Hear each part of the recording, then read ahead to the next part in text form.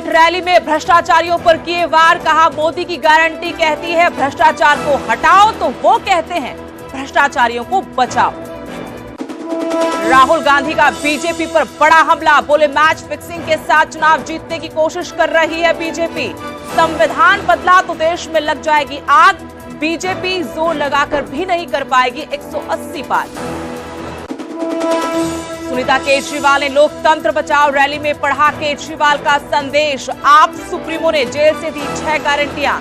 पूरे देश में 24 घंटे बिजली और मुफ्त बिजली का किया दावा। खड़गे के बयान से पंजाब में फिर छिड़ी गठबंधन की चर्चा। रामलीला मैदान में सीएम भगवंत मान से बोले, ये वक्त नहीं मुकदमा है, या तो गवाही दो या गूंगे हो जाओ। लाल कृष्ण आडवाणी को मिला भारत रत्न। राष्ट्रपति ने घर जाकर सौंपा सम्मान। पीएम मोदी, अमित शाह और राजनाथ सिंह भी रहे मौजूद। सीएम नायब सिंह सैनी का कांग्रेस पर निशाना। बोले, भाजपा के सामने हार के डर से कांग्रेस ने घोषित नहीं किए उम्मीदवार। कांग्रेस को सता रहा है 2014-2019 की तर्ज पर हार का डर। भिवानी में लोहारू रोड पर गद्दा फैक्ट्री में लगी भीषण आग। 15 गायों की दम घुटने से मौत। गैस सिलेंडर फटने से भड़की आग। ओपी धनखड़ ने कांग्रेस को बताया कुनबावादी पार्टी। केजरीवाल की गिरफ्तारी पर कहा, केजरीवाल ने जेल जाने का वक्त खुद ही निर्धारित किया, पहले दे सकते थे ईडी के समन का जवाब। बीजेपी पर किरण चौधरी का वार। बोली, प्रजातंत्र खतरे में। चुनाव के समय की जा रही है दबाव की राजनीति। जनता का गुस्सा फूटता है तो बड़े बड़े तख्त पलट जाते हैं। पंचकुला पहुंचे CM Nayab Singh Saini. Ashwini Gupta memorial trust की ओर से लगाए गए रक्तदान शिविर में लिया हिस्सा। बोले, ब्लड डोनेशन कैंप लगाना पुण्य का काम। हरियाणा में मौसम बढ़ाएगा किसानों की चिंताएं। 4 दिन खराब रहेगा मौसम। आज 5 जिलों में अलर्ट। तेज हवाओं के साथ हल्की बारिश की संभावना।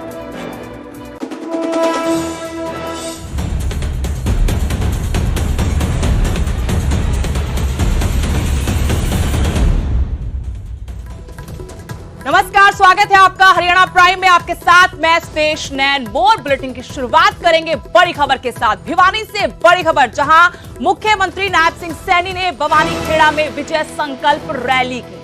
कांग्रेस के अभी तक उम्मीदवार घोषित नहीं करने पर मुख्यमंत्री ने चुटकी ली। कहा कि हार के डर से अभी तक प्रत्याशी घोषित नहीं कर पाई है कांग्रेस। कांग्रेस को 2014-2019 की तर्ज पर हार का डर सता रहा है। रणजीत चौटाला और धर्मवीर सिंह को जिताने की मतदाताओं से अपील की मुख्यमंत्री ने। वहीं जेपी दलाल ने कहा कि बगैर पर्ची और खर्ची के युवाओं को बीजेपी सरकार ने रोजगार दिया। चुनावी प्रचार जोरों पर है, बीजेपी ने पूरी ताकत लगा दी है। तो इसी कड़ी में मुख्यमंत्री नायब सिंह सैनी ने भवानी खेड़ा में विजय संकल्प रैली की और रैली के मंच से एक बार फिर कांग्रेस उनके निशाने पर रही। अभी तक कांग्रेस ने अपने उम्मीदवारों के नामों का ऐलान नहीं किया है।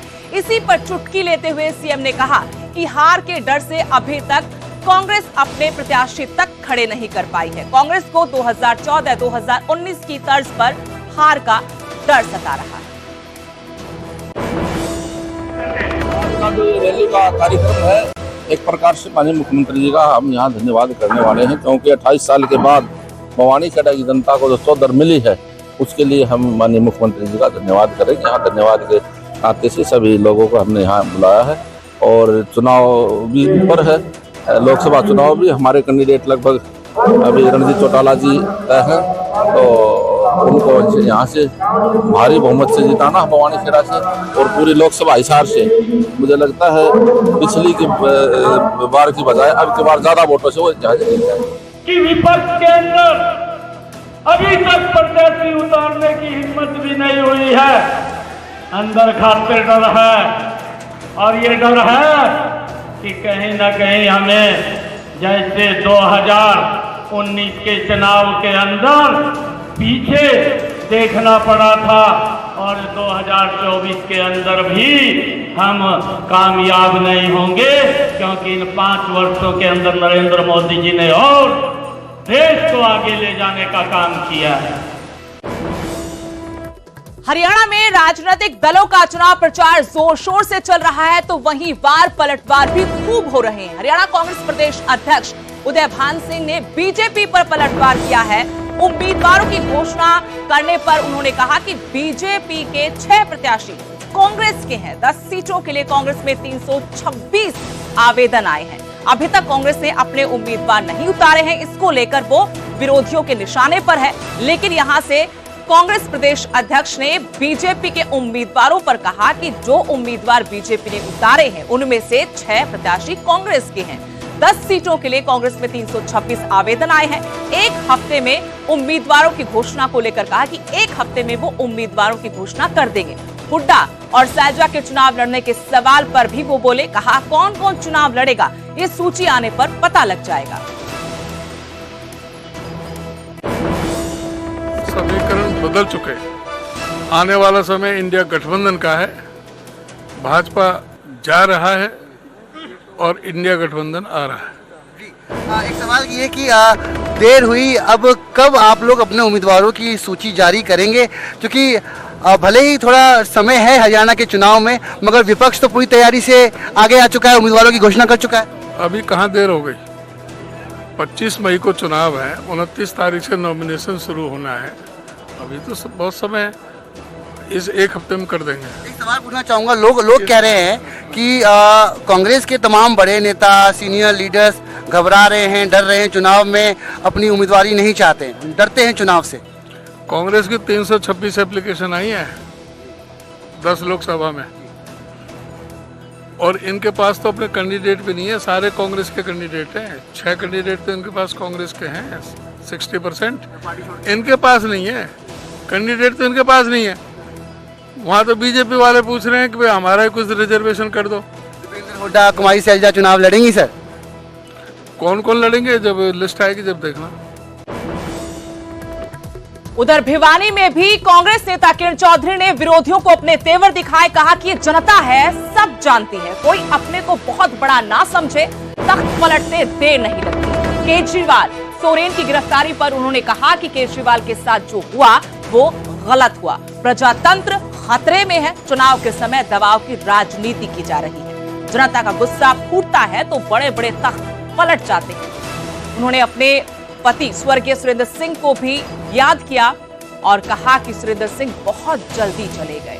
किरण चौधरी कार्यकर्ताओं के बीच थी और इस बीच उन्होंने बीजेपी को निशाने पर लिया। कहा कि ये जनता है, सब जानती है, कोई अपने को बहुत बड़ा ना समझे, तख्त पलटते देर नहीं लगती। अरविंद केजरीवाल हेमंत सोरेन की गिरफ्तारी पर कहा कि केजरीवाल के साथ जो हुआ वो गलत हुआ। प्रजातंत्र खतरे में है। चुनाव के समय बीजेपी दबाव की राजनीति कर रही है। किरण चौधरी बोली कि जनता का गुस्सा फूटता है तो बड़े बड़े तख्त पलट जाते हैं। जनता है और जनता वोट की चोट के जरिए करती है। आज जो है प्रजातंत्र पूरी तरह से जो है खतरे में है। सबके सामने जो केजरीवाल जी के साथ हुआ वो बहुत ही गलत हुआ। इसी तरह से अन्यों के साथ जो हो रहा है, तो ये सब जान सकते हैं कि चुनाव के अंदर दबाव की राजनीति करके जिस तरह से ये काम करा जा रहा है, और जो है बड़े से बड़े जो तख्त है पलटने में जनता देर नहीं लगाती। कोई ये मत समझना कि कोई बहुत ऊंचे ओहदे पे है तो वो उसको कोई हाथ नहीं लगा सकता। जनता जब अपना मन बना ले और जनता का जब गुस्सा फूटता है तो वो जो है उससे बड़े बड़े तख्त जो हैं वो पलट जाते हैं।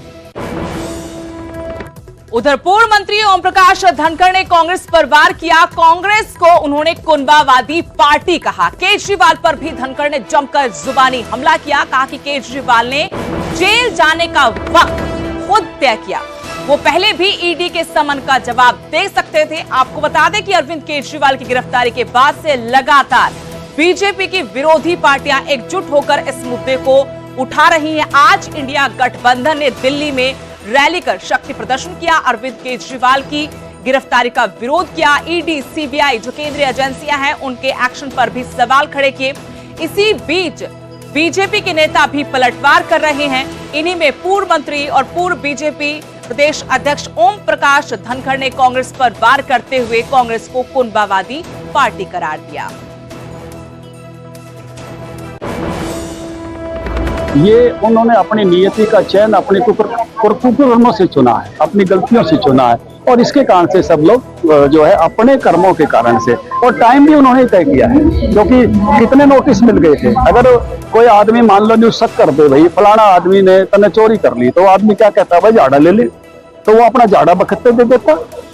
इसको नोटिस पे नोटिस, नोटिस पे नोटिस लेट किसने किया? फिर कोर्ट में कौन गया? खुद केजरीवाल गए। फिर कोर्ट में भी ये जिद किसने की? ये मेरा कसूर क्या है, मेरा कसूर क्या है? मैंने तो अखबार में पढ़ा, जज ने फाइल देखने के बाद कहा इसको अंदर ले जाओ। कांग्रेस ने अभी सीटें जारी नहीं की हैं, क्या सोचते हैं आप? कितना लेट डरी हुई है भारत की, हरियाणा की सब सीटें जारी हो गई हैं। बह में इस बार होता है कुणबे इकट्ठे हो जाओ। आज मैं पढ़ रहा था कुणबा कुणबा सीट बांट लो, ये कुणबेवादी पार्टियां हैं। अब भारतीय जनता पार्टी जो है वो सबका साथ सबके विकासवादी। बड़ी खबर भिवानी से, जहां लोहारू रोड पर गद्दा फैक्ट्री में भीषण आग लग गई। गद्दा फैक्ट्री में गाय रखी हुई थी, यहां पर गायों को पाला जा रहा था और इस भीषण आग की वजह से 15 गायों का दम घुट गया, 15 गायों की मौत हो गई। गैस सिलेंडर के फटने से यह आग और ज्यादा भड़क गई। फायर ब्रिगेड की गाड़ियां मौके पर मौजूद हैं। आग लगने के कारण खुलासा नहीं हुआ, लेकिन बताया गया कि जब आग लगी उसके बाद जो सिलेंडर वहां पर रखे हुए थे वो फट गए। इससे इस आग ने विकराल रूप धारण कर लिया। आपको तस्वीरें दिखा रहे कैसे धू-धू कर ये पूरी फैक्ट्री जल गई, आग की चपेट में आ गई। फायर ब्रिगेड की कई गाड़ियां मौके पर मौजूद हैं, आग बुझाने में लगी हुई हैं। लेकिन जानकारी ये भी मिल रही है कि इस हादसे में 15 गायों की भी जान गई है, दम घुटने से मौत हुई है 15 गायों की।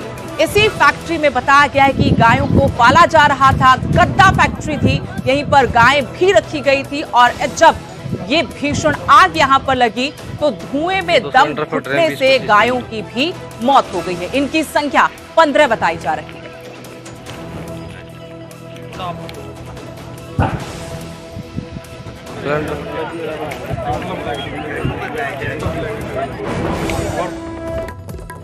सोनीपत में पुलिस और किसानों के बीच में जबरदस्त झड़प की खबर है। हाई टेंशन तारों के लिए जो गड्ढे खोदे गए थे किसान, उनको भरने पहुंच गए। जेसीबी मशीन लेकर ये किसान यहां पर पहुंचे ताकि गड्ढों को भरा जा सके। हाई टेंशन तार यहां पर प्रशासन लगाना चाहता है, गड्ढे भरने से रोकने में नाकाम रहा जिला प्रशासन। बड़ी तादाद में किसान यहां पर इन गड्ढों को भरने के लिए इकट्ठा हुए थे, जिला प्रशासन इन्हें रोकने में नाकाम रहा। किसानों ने गड्ढों को भरने के लिए महापंचायत भी की थी। महापंचायत में बीजेपी के बहिष्कार का फैसला किया गया।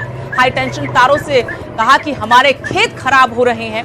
किसानों ने सरकार को चेतावनी दी है, कहा है कि बिना मुआवजा वो यहाँ पर कोई काम नहीं होने देंगे। एक तो यहाँ पर हाई टेंशन तारों के लिए गड्ढे खोदे गए हैं, खेत खराब हो रहे हैं, ऊपर से ये आरोप किसानों का कि अभी तक उनको मुआवजा नहीं दिया गया है। महापंचायत बुलाई थी, महापंचायत के बाद फैसला हुआ बीजेपी के विरोध का और खुद किसान जेसीबी लेकर इन गड्ढों को भरने के लिए पहुंच गए।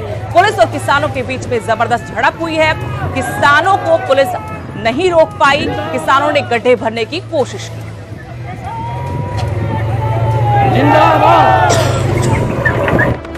मैं ये कहना चाह रही हूँ, जब इस खेती का काम शुरू हुआ, हमारे पूर्वजों ने किया, उस टाइम पर कोई कौम खट्टर मोदी बना मोदी कोई नहीं आया आके।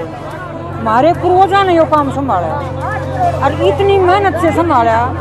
उनने अपनी पूरी जिंदगी कई कई पीढ़ी डाल दी, उसके बाद हमें ये धरोहर मिली है, तो हम इसको ऐसे ही जालन देंगे। जब ये हमारी है तो फिर हमारा भी तो कोई अधिकार होगा। आज किस मांग को लेकर पंचायत की? आज इसी मांग को लेकर है, जो हमारी जितनी भी मांग है वो सारी पूरी की जाए। हरियाणा पुलिस ने साइबर क्राइम को रोकने के लिए बड़ी पहल की है। ऑपरेशन साइबर आक्रमण का आगाज किया है। साइबर अपराधों को रोकने के लिए इस पहल की शुरुआत हुई है। साइबर क्राइम रोकने में बड़ी कामयाबी भी हरियाणा पुलिस ने हासिल की है। धोखाधड़ी की जो 60% राशि है उसको फ्रीज किया गया है।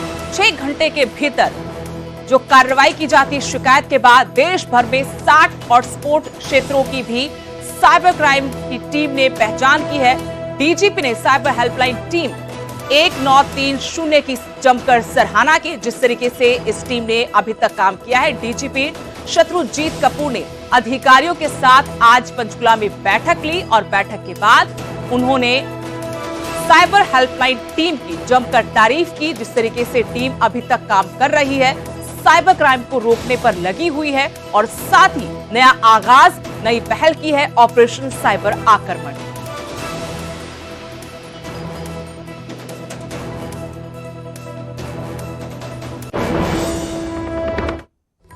खबर सोनीपत से है, जहां रईसजादों ने नियमों की जमकर धज्जियां उड़ाई। कार में सायरन और बत्ती लगाकर ये रईसजादे घूम रहे थे। जब पुलिस ने इनको देखा, नाके पर रोकने की कोशिश की तो ये नाके से फरार हो गए।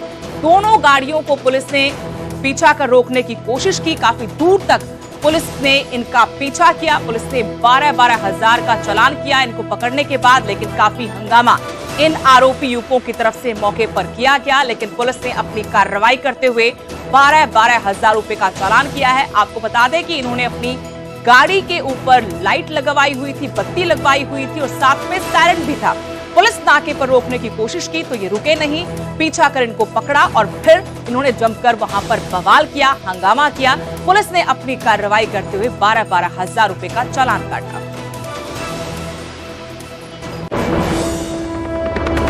वो बंदा कल लगा हुआ था, हमने आश्रम के पास तो उनको इशारा दिया, स्कूटर पर जाते आ रहे थे, पत्ती चुसा रहे थे, वहां भी नहीं रोकी। फिर यहाँ आगे नहीं, ये शहर में आगे नहीं काबू करे। तो मैं पूछा, कुछ नहीं, ये फ्लावर से लगा लेती, हम आज नहीं लगाएंगे। तो गाड़ी पुलिस ने पीछे लगा के रोके? हाँ, बिल्कुल पीछे लगा कर बहुत मुश्किल से लोग रोके हैं। फिर भी साइड में भगाने की कोशिश कर रहे थे। अच्छा।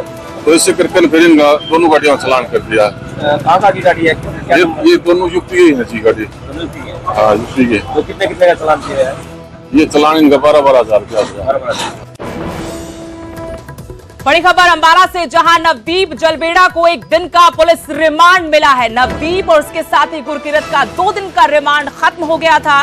दोनों को अंबाला कोर्ट में पेश किया गया, जहां से गुरकीरत को न्यायिक हिरासत में तो नवदीप को 1 दिन के पुलिस रिमांड पर भेजा गया। नवदीप को विदेश से फंडिंग मिल रही थी। ये पुलिस का आरोप है कि किसान आंदोलन में शामिल नवदीप को विदेशों से पैसा मिल रहा था। आपको बता दें, किसान आंदोलन का चेहरा है नवदीप। वाटर कैनन बॉय के नाम से भी मशहूर था। नवदीप ने वाटर कैनन का मुंह मोड़ दिया था और काफी वीडियो वो वायरल हुआ था। तब से इसे किसान आंदोलन का चेहरा माना जाता है। अब पुलिस गुलेल फॉर्च्यूनर की आरसी रिकवर करना चाहती है, इसलिए पुलिस ने रिमांड की मांग की थी। 2 दिन का रिमांड जो खत्म हुआ था, एक बार फिर से पुलिस को नवदीप का 1 दिन का पुलिस रिमांड मिला है। शंभू खनौरी बॉर्डर पर जिस तरीके से मॉडिफाइड ट्रैक्टर फॉर्च्यूनर लेकर पहुंचा था, उसके बाद पुलिस की नजरें इस पर, पुलिस ने गिरफ्तार किया था। उसके बाद 2 दिन का रिमांड और रिमांड खत्म होने के बाद फिर से कोर्ट में पेश कर 1 दिन का रिमांड मिला है। देखिए, आज दोनों नवदीप और गुरकीरत की तरफ से मैं पेश हुआ था। गुरकीरत के लिए इन्होंने जुडिशियल कस्टडी मांगी है और नवदीप का इन्होंने 4 दिन की पुलिस हिरासत मांगी थी। और इन्होंने जो ग्राउंड बनाया था वो ये था कि कुछ लोग उन्होंने और नए नाम दिए कि उनको गिरफ्तार करना है हमें जगह जगह जाके, राजस्थान के अलग अलग शहरों में जाके, तो इसकी ज़रूरत रहेगी। दूसरा उन्होंने कहा कि गुलेल को भी हिमाचल से रिकवर करना है, ऊना से। और तीसरा इन्होंने कहा था कि शायद कोई विदेश से फंडिंग आई है, उसके बारे में मतलब हमें शक है कि विदेश से फंडिंग आई है, उसके बारे में पता करना है। और इसके बाद कहते हैं कि जो गाड़ी है फॉर्च्यूनर, उसकी आरसी बरामद करनी है चंडीगढ़ से। बड़े अजीब से इनके तर्क थे, लेकिन कोर्ट ने 1 दिन के पुलिस रिमांड दिया है। सोनीपत के शाहपुर तुर्क गांव में दर्दनाक हादसा हुआ। तेज रफ्तार स्कूल बस ने एक महिला को कुचल दिया। महिला ने मौके पर ही दम तोड़ दिया। एक निजी स्कूल की ये बस बताई जा रही, जिसने महिला को कुचला है। चालक बस समेत मौके से फरार हो गया। दर्दनाक सड़क हादसे में महिला की मौके पर ही मौत हो गई। तेज रफ्तारी इस हादसे की वजह बताई जा रही। स्कूल बस थी, एक निजी स्कूल की बस, जिसने शाहपुर तुर्क गांव में एक महिला को कुचल दिया। महिला की मौत हो गई है। बताया गया कि चालक बस समेत मौके से फरार हो गया। मैं मेरा भाई घूमने गए थे, सुबह घूम के आए तो एक मेरा दोस्त, उसका मेरे पास फ़ोन आया था कि भाई एक बार यहाँ आ जा। तो मैं वहाँ आया तो मैंने देखा कि ये बोला कि अब तेरी काकी का एक्सीडेंट हो गया। फिर मैं मेरा मम्मी के साथ गाड़ी में वहाँ आया तो देखा तो वहाँ पर मेरी काकी मुक्का वारदात पे ख़त्म हो गई। क्या नाम आपकी काकी का? सुरेशी। ये कैसे किस चीज़ से टक्कर कैसे क्या हुआ? ये बस थी वहाँ जेटी गोइना की। जिस दोस्त ने मेरे पास फ़ोन किया था ना उसने बताया कि बस गई थी, उसी के सामने हुआ था। बस ने टक्कर मारी पीछे से? हाँ पीछे से, हाँ बस ने टक्कर मारी। इस सुबह हमें सूचना मिली थी कि गांव शाहपुर की सुरेशी देवी है जो अपने निजी काम के लिए घर से बाहर आई थी और एक बस के साथ उसका एक्सीडेंट हो गया और अभी उसका हम पोस्टमार्टम करवा के आगे आगामी कार्रवाई कर रहे हैं। सर किस स्कूल की बस थी या फिर कोई निजी बस थी इस पूरे? नहीं, अभी हमें उसका बस का नंबर ही आया है, 1396 बस का नंबर है, उसकी जांच चल रही है। फतेहाबाद में लोकसभा चुनाव को लेकर किसान संगठन ने बड़ा फैसला किया है। पगड़ी संभाल चट्टा किसान संगठन ने बड़ा ऐलान किया है। चुनाव में बीजेपी नेताओं का विरोध किया जाएगा। गांवों में चुनाव प्रचार करने के लिए जब ये नेता आएंगे तो किसान इनका विरोध करेंगे। भाजपा उम्मीदवारों के विरोध का फैसला किसान संगठन ने किया है। किसान बीजेपी उम्मीदवारों से सवाल भी करते हुए नजर आएंगे।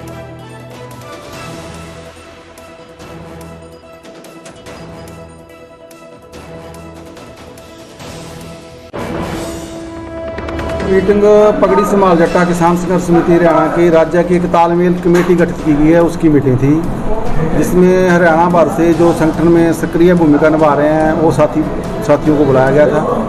जिसमें कई अहम मुद्दे थे, जिसमें संगठन का विस्तार, क्योंकि हरियाणा के अंदर संगठन बड़ी तेज़ी के साथ बढ़ा है। बहुत से नए साथी आए हैं, बहुत से ऐसे गाँव हैं जहाँ कमेटियाँ नहीं हैं, उन गाँव में कमेटियाँ बनाना और सांगठनिक रूप में काम करना कि ये रणनीति बनाई गई इस मीटिंग के अंदर। अगली रणनीति है कि लोकसभा के चुनाव आ रहे हैं। लोकसभा के चुनाव में भाजपा रहो लोकतंत्र बचाओ नारे के तहत संगठन काम करेगा, क्योंकि भाजपा है जो लोकतंत्र को खत्म कर रही है। इनेलो के प्रधान महासचिव और कुरुक्षेत्र लोकसभा सीट से इनेलो के उम्मीदवार अभय सिंह चौटाला फतेहाबाद पहुंचे। यहां पर उनके निशाने पर अशोक तंवर रहे। कहा कि उनको राजनीति की परख नहीं है। हर रोज पार्टी बदलने वाला अब बीजेपी से सिरसा से हारेगा। बार बार पार्टी बदलने वाले व्यक्ति पर जनता भरोसा नहीं करेगी। कुरुक्षेत्र के कांग्रेस और बीजेपी उम्मीदवारों पर भी अभय चौटाला ने तंज कसा और उन्हें डकैत बताया। कहा कि ये हरियाणा में पैदा जरूर हुए हैं, लेकिन हरियाणा से इनका दूर दूर तक कोई नाता नहीं है। ये भी दावा किया अभय सिंह चौटाला ने कि इनेलो 10 की 10 लोकसभा सीटों पर उम्मीदवार उतारेगी। हालांकि अभी तक इनेलो की तरफ से एक ही सीट पर उम्मीदवार के नाम का ऐलान किया गया है और वो है कुरुक्षेत्र लोकसभा सीट, जहां से खुद अभय सिंह चौटाला एक बार फिर से चुनाव मैदान में है।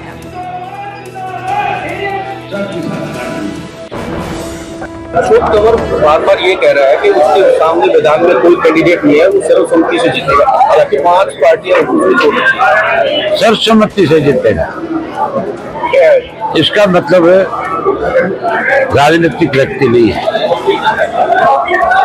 ये मान के चलो उसने पहले चुनाव लड़े हैं, एक बार जीता है, 3 बार आ रहे हैं। अगर कोई राजनीतिक समझ रखने वाला व्यक्ति हो तो इस किस्म की बात कहेगा नहीं। उसको पता है तो चुनाव हार रहा है। आम चर्चा है लोगों में कि अशोक तंवर नहीं जीत सकता, या तो इंडियन नेशनल लोकदल पार्टी जीतेगी। हम जिसको उम्मीदवार बनाएंगे लोग दिल खोल करके ना केवल उसको वोट सपोर्ट करेंगे, बल्कि उसके ऊपर पैसा भी बहुत न्यौछावर है। जेजेपी को कैंडिडेट नहीं मिलेगा, ये तो उनसे पूछो जाके।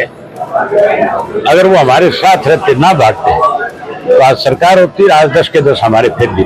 मेरे सामने दोनों डकैत हैं। जो 2 लोग चुनाव लड़ रहे हैं, दोनों पैसे वाले हैं, दोनों दिल्ली के रहने वाले, हरियाणा से कोई संबंध। पैदा हरियाणा में हुए हैं, लेकिन हरियाणा में ना तो उनका कोई कारोबार है, ना हरियाणा से उनका कोई संबंध।